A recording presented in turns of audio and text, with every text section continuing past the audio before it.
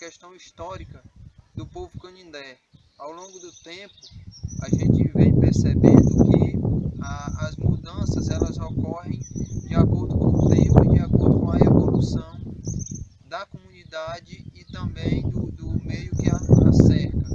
Então, nós temos muitos relatos, né, desde o processo de colonização do Brasil, que as populações indígenas elas vêm passando por essa modificação, tanto na questão que diz respeito às aldeias, né, como essas aldeias viviam e como vivem hoje, e a realidade desses povos, né? Antigamente eram povos que nós vivíamos apenas na mata, não tinha essa questão da população, né, ter esse conhecimento da população em geral, então era uma coisa mais isolada, não tinha tantos meios de comunicação como a gente tem hoje e pode estar divulgando essa história que vem desde os antepassados, como nos contam os mais velhos da comunidade.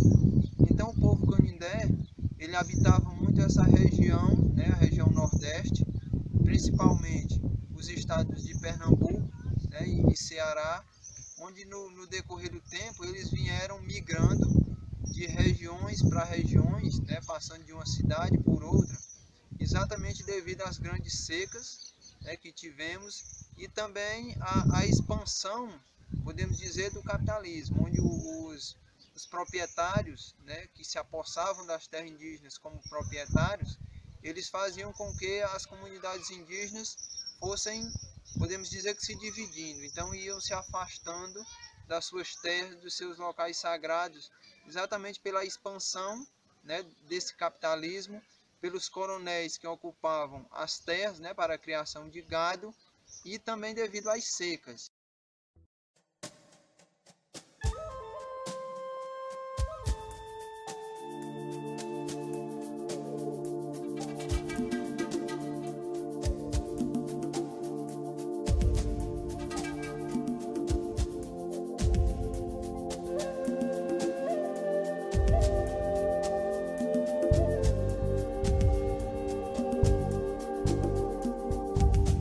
O povo canindé, que ao longo do tempo ele vem migrando de região em região, né, veio passando por alguns locais que ficaram marcados na história, né, da comunidade, na história do povo canindé, como as passagens, né, pelo a cidade de Baturité, onde passaram um tempo, com o decorrer do tempo, algumas situações, né, vieram até alguns conflitos, e com isso uma parte do povo canindé ele partiu em direção a Aquiraz, e outra parte veio para Serra de Baturité, né? Também temos familiares no município de Canindé, onde sempre aconteciam isso. Então o povo canindé hoje ele está situado no município de Aratuba, aqui no sítio Fernandes, e também nos municípios de Canindé. No município de Canindé, né, na localidade de Gameleira. Então a história, o processo histórico, ele traz muito essa questão, não só dos conflitos, não só dessas invasões, né, das terras indígenas, mas também a questão da seca, né, que ela fez com que o povo canindé chegasse até onde está localizado hoje.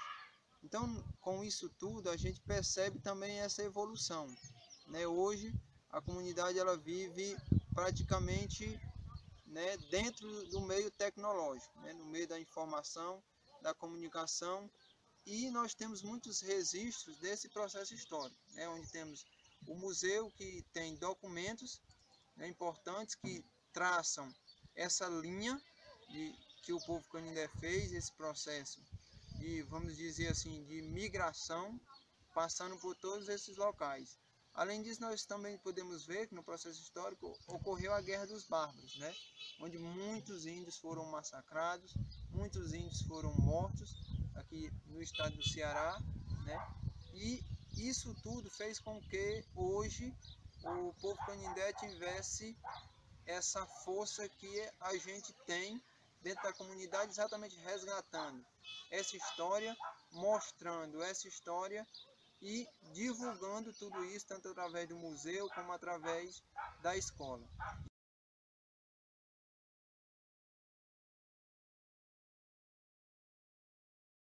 Meu nome é José Maria Pereira dos Santos, mas eu sou conhecido assim pelo apelido de Sutero, porque foi meu avô que botou esse apelido. Eu tinha 3 anos, segundo dizia a mamãe, eu tinha 3 anos, ele botou esse nome, esse apelido em mim de Sutero, e pegou que talvez até que esse nome de Sutero seja a minha origem como os índios Canindé, né? Nós aqui, nós é a aldeia indígena Canindé de Aratuba. Canindé, por quê? Porque isso foi na nosso descobrimento que nós já tinha essa origem, mas a gente não se identificava porque a gente tinha muito medo, porque o meu avô, o meu bisavô, eu conheci eles, e eles diziam que a gente não podia se identificar como índios porque o branco matava os índios, né? E a gente ficou com aquele nervoso, né? Quando foi em 1995, aí a missão Tremembé mandou uma carta para aqui a comunidade dos Fernandes, no município de Aratuba, que a gente fosse assistir um encontro lá em Manacanaú, em Fortaleza, né? E nós fomos, que eu convidasse uma pessoa para ir, mas eu. E a gente foi, eu convidei o meu irmão, que é o Cícero, e nós fomos, quando nós chegamos lá, era um encontro de índios, né? Aí tinha os Tremembé, tinha os Tapeba, tinha os Pitaguari, tinha os Jinipapos Canindé e tinha os Canindé de Aratuba, que somos nós, principalmente eu como cacique, né? Eu me represento aqui a comunidade como cacique, porque foi a comunidade mesmo que me declarou para eu ser cacique, porque eu já tinha um grande conhecimento aqui com o povo, que eu sou nativo, nasci, me criei, estou nessa idade de 73 anos, nasci, me criei aqui, né? E aí eu tinha esse conhecimento, me pedi para quando nós declaramos como índios, né? A nossa história, tivemos aquela coragem de subir num palanco e dizer a nossa origem, que nós era índios, que nós há muitos tempos conhecia isso por o nossos avôs, nossos bisavôs, né? E isso tudo era aquela vontade de a gente querer ser não, que a gente mas a gente declarar a nossa história indígena, né? Hoje, graças a que nós estamos aqui na nossa comunidade, na nossa aldeia, e cresceu muito, né? Quando nós chegamos de Manacanaú, desse encontro de 5 dias, a gente se reuniu na comunidade, e nesse dia que a gente estava reunido aqui na comunidade indígena, a gente tinha até assim, umas 4 a 5 pessoas, mas eram as pessoas que já conheciam a nossa história. E daí foi crescendo, crescendo, crescendo, que hoje nós estamos nessa quantidade já reconhecido pela FUNAI e a FUNASA, que é a Fundação Nacional da Saúde, e a Fundação Nacional Indígena, que é a FUNAI, né? E estamos nesta luta e vamos lutar para cada vez mais nós crescer dentro da nossa comunidade. Hoje, graças que nós já temos uma escola indígena, né? Temos um museu, que nós estamos aqui nesse momento, debaixo do nosso museu indígena. Agora, engraçado, tem muita gente, alguns que vêm a visitar o nosso museu e ver as coisas diferentes, que as nossas coisas são diferentes, com um museu de uma riqueza. A nossa é um museu da nossa comunidade. Nós temos a caça, nós temos o mocó, nós temos o peba, nós temos o tamanduá, tudo tem ainda na nossa comunidade, que é uma reserva que a gente tem. Hoje, se a gente dissesse que queria comer um peba, a gente ia na reserva e comia, só que nós estamos reservando para aumentar, porque está sendo extinto as caças aqui na nossa comunidade.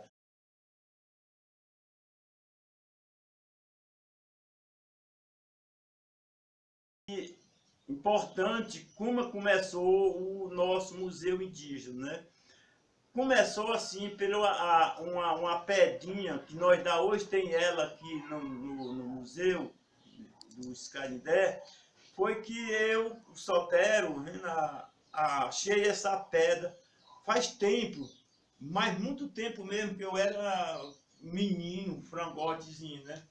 E aí eu achei a pedra e a mostrei à minha mãe. Aí a minha mãe foi e disse que meu filho, essa pedra é uma pedra dos índios, que nós somos índios, e aqui nessa região tem muitos índios, mas a gente deve ter guardado. Essa pedra é uma pedrinha que os índios achavam um lápis e escrevia assim nas outras pedras, dizendo a história deles como era, né? E aí a gente eu guardei essa pedra, né? Quando foi em 1995 que eu vim lá de Manacanaú, em Fortaleza, desse encontro que a gente teve, eu fui e pensei que coisas velhas, coisas antigas, a gente podia começar um museu.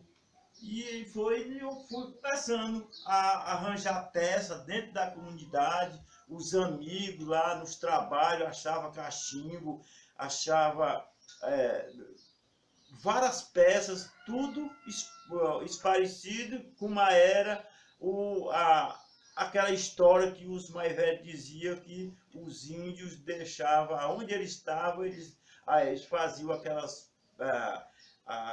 panelas, aqueles cachimbos, tudo era da natureza lá onde vivia. E nós, aqui na nossa região, na nossa comunidade, a gente acha todas essas pedras, né, esses cachimbos, essas cabaças velhas antigas que nós temos da cultura, tudo isso eu achei assim, isso parecido com a história dos meus avós, dos meus bisavós, de meu pai, de minha mãe, e fomos formando um museu.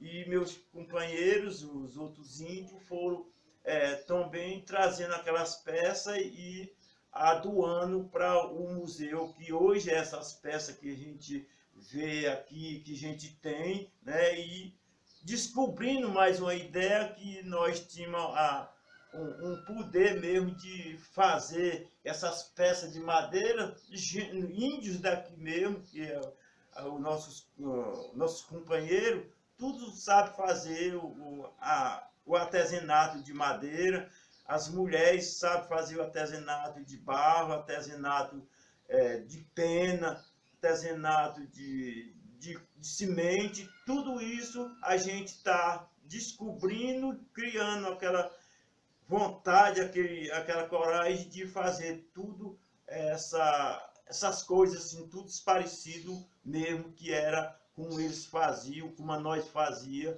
nossos avós, nossos bisavós, tataravô faziam naquelas épocas, né? Agora é difícil, não é muito fácil a gente descobrir a nossa origem, porque ainda tem deles dentro mesmo da nossa comunidade que eles não acreditam bem dentro da coragem da gente, mas nós já estamos 90% graças a nosso pai Tupã, que nós estamos declarando na nossa história indígena como o índio verdadeiro.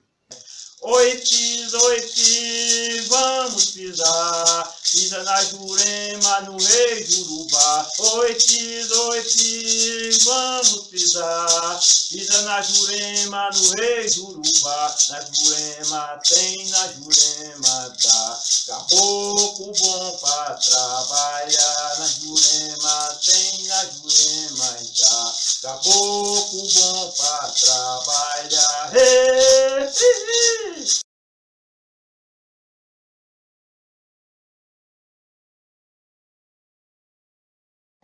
O Museu Canindé é uma das principais instituições de ensino da comunidade.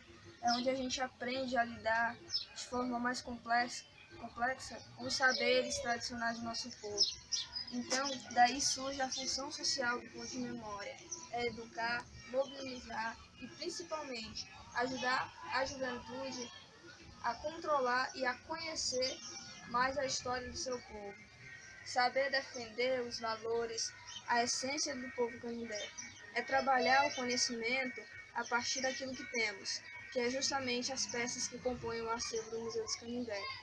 Ele surge justamente com essa intenção, de mobilizar, de trazer o conhecimento que é essencial para o nosso povo, o conhecimento sobre si próprio.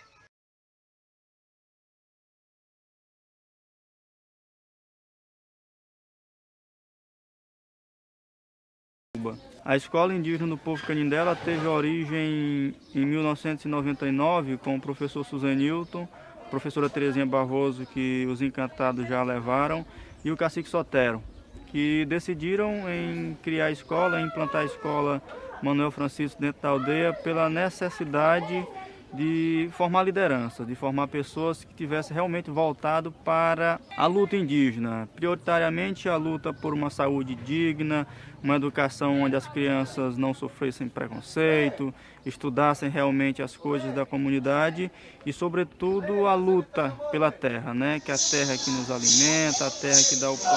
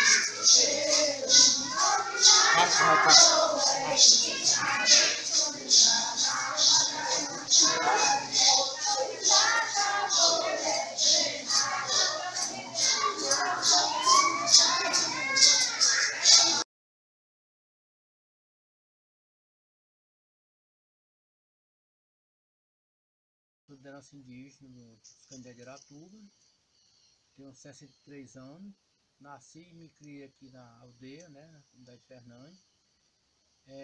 Nesse momento eu estou falando um pouquinho sobre a nossa cultura, o nosso costume. Nós vivemos muito da agricultura, da caça, né, e da pesca. A nossa organização aqui da comunidade indígena, ela nasce do diálogo que a gente tem diretamente com nossos filhos, com nossos netos, com nossos bisnetos, né? E a gente vive nesse costume, né? Também nós temos uma organização muito forte também, que é a Associação Indígena, que nós, desde 1998, que nós criamos a Associação Indígena para cuidar, para nós falar, ver um pouquinho da nossa história, que é a história da terra, né? A nossa terra, a terra demarcada, a gente luta pelo ganho, tem uma terra demarcada para só o índio morar aqui dentro, porque a gente dá vida muito com pessoas que não é indígena dentro da comunidade, e é muito ruim para nós, que nós se senta para nós discutir na nossa reunião na associação, a gente, dos assuntos que a gente discute mais. Também tem um museu também, que é um museu, ele é um museu cultural, ele é um museu que tem a mostrar todas cultura que nós temos, todas tipo de caças, de trabalho da gente, a gente convive na comunidade.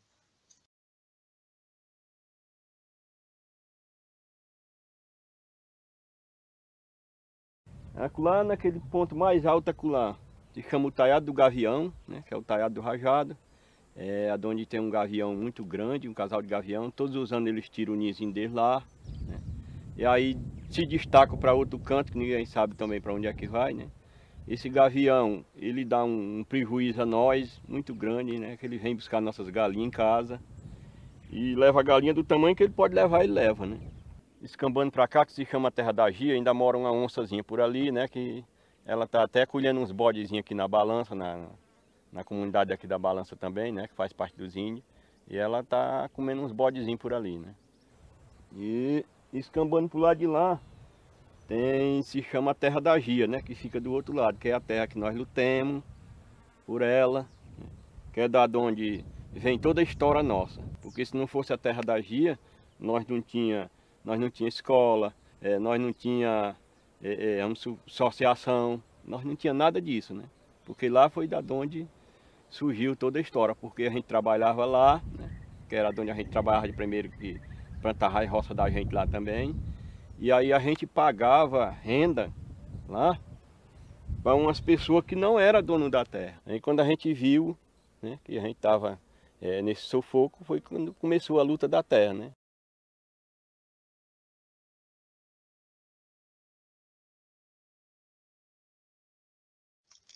Sobre a natureza, sobre o inverno, né? É até bom porque nesse momento a gente está repassando algumas experiências, né, dos nossos avós, dos nossos bisavós, e do meu pai que passou muito para nós. Eu estou com essas duas netas aqui ao redor de mim, né? Essa daqui são duas netas, né? Até é bom que nesse momento elas estão ouvindo aquilo que meu pai repassou para mim quando nós andávamos na mata. Porque quando está perto de chover, principalmente aqui na nossa comunidade, isso é uma coisa que a gente tem de muito tempo, nós temos uma serra chamada rajada que ela fuma, ela solta a fumaça, com 3 dias chove, né? A gente sempre foi repassado para nós. Nós temos a cantiga da siricora, que é uma árvore que tem no mato também, quando ela canta também, quando é 3 dias a chuva chega, né? Aí nós temos o canto do Papa Lagarta também, que o Papa Lagarta canta também. Nós temos a experiência também do próprio Cruzeiro do Céu também, que à noite aqui a gente sai para o terreiro, quando o Cruzeiro está pedido para o sul, a gente sabe que com poucos dias vai chover também. Isso são as experiências que foi repassado tudo para a gente, né? E com isso a gente vai repassando para os nossos netos, nossos bisnetos, nossos filhos, para a gente sempre ficar naquela lembrança que vai acontecer isso. Nós temos também aqui, principalmente aqui na comunidade, que nós somos devotos de São José, no dia 19, isso aqui foi de muitos anos, há mais de 100 anos, né, que nós temos também essa experiência. Que se chover no dia de São José, nós não tem inverno ainda, né? No dia de São José, se chover, a gente já tem aquela festa ainda e haver legume, né? E nós tem essa grande experiência, né, que é dada pelos nossos pais. Tem a rã. A rã, quando ela canta em cima da casa da gente, que sempre ela vem daquela cantiga, a rã é um sapo que tem, ela sobe na casa, na parede, e ela fosse arranhando, assim, rapando, como se fosse uma pessoa rapando com uma colher na panela. Essa rã também, ela adivinha chuva, né? E nós ficamos com aquela fé. E essa fé que a gente está tendo, mesmo com as coisas difíceis que estão acontecendo por causa da natureza, mas vai entretendo a gente e a gente vai esperando, e a gente vai esperando de cada dia, né? Até que um dia chega a chuva e a gente fica muito animado, muito alegre.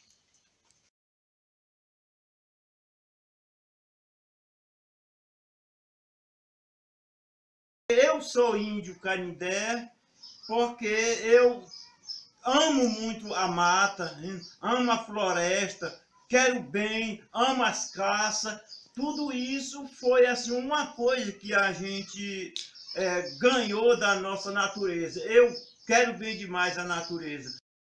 Ser índio Canindé é conhecer e vivenciar experiências cujas quais poucos conhecem. É ter o poder, é ter a identidade, é ter a memória. É saber conhecer os valores de si próprio e do outro. É ser índio, é ser guerreiro, é ser uma única nação, é ser um único povo, é ser Canindé. Ser Canindé é viver com alegria na natureza.